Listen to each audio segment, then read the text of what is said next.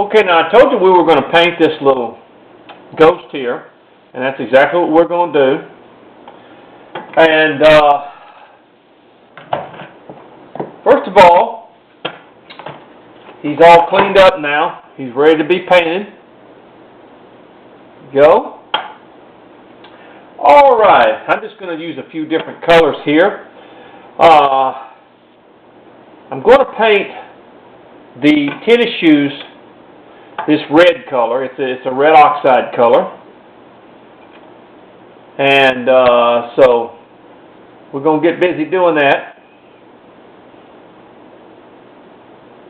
So we're going to paint those tennis shoes. And then what I'm going to do is I'm going to paint them red, and I'm going to come back and I'm going to paint the little soles black. So we're going to go ahead and do that right now. See, I'm just sort of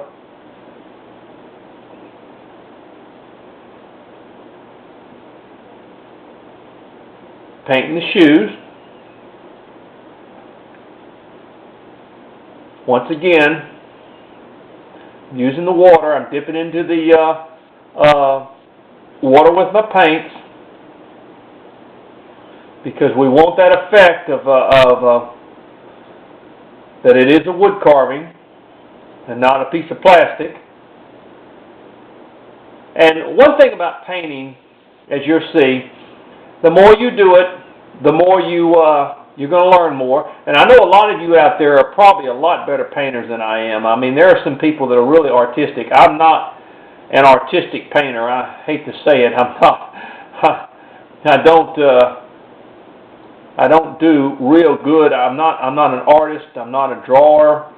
I know there are a lot of people that are very artistic. I know Wood Carving Illustrated, we have some people that are good carvers, but I'm going to tell you something. When they paint their pieces, they're even better painters than they are carvers. And I'm going to tell you that you can make a not so great carving turn into a beautiful carving if you really know how to paint. I'm going to tell you something, and I've seen it done. I saw a carving one time that was not that great of a carving, but the person was a good painter, and they really made it look great. So I'll tell you what, if you do have painting skills, real good painting skills, then it does help you to put a lot more emphasis on your carvings. I'll tell you what.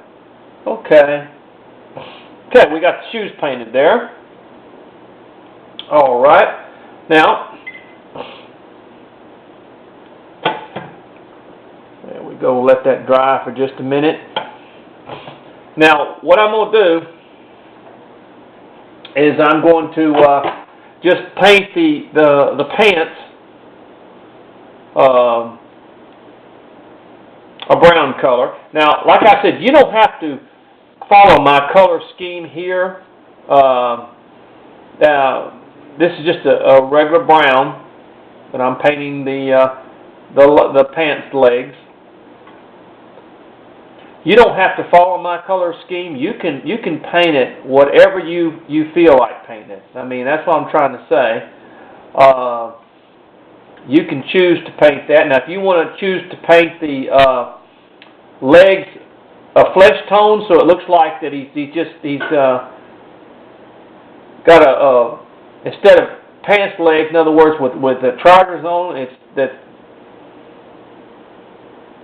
it's just the flesh, the legs coming down to the shoes itself. You can do that. There's several options that you can choose. I'm going to choose to paint the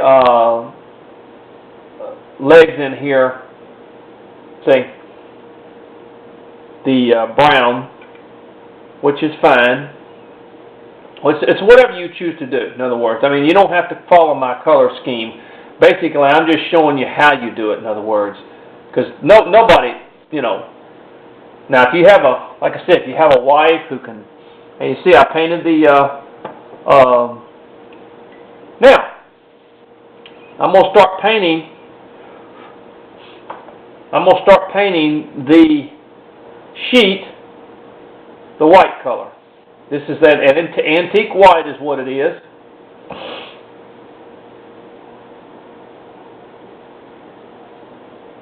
And usually when you paint something white, you have to paint it more than once. In other words, you have to because white takes several coats for it to really give it that look, or give it the look that you want it to be.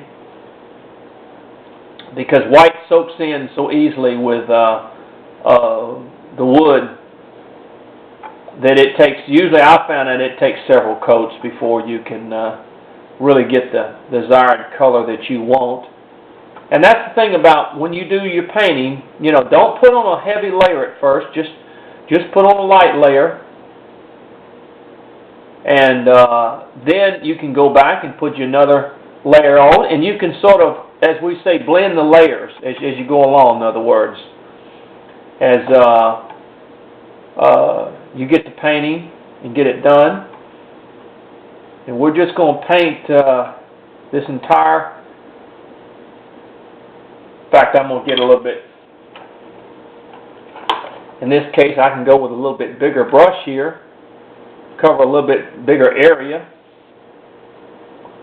There we go, say, with the, and like I said, I don't go into a lot of detail painting at first. Whenever I work with people, I've done a little bit more detail painting and taken more time.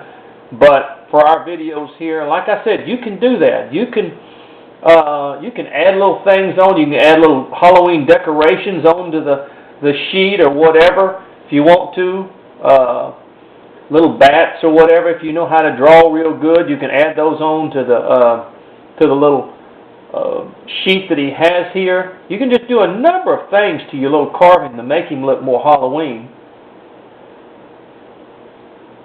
But for now, we're just going to, like I said, I'm going to show you the basics. We're going to do the basics of the painting.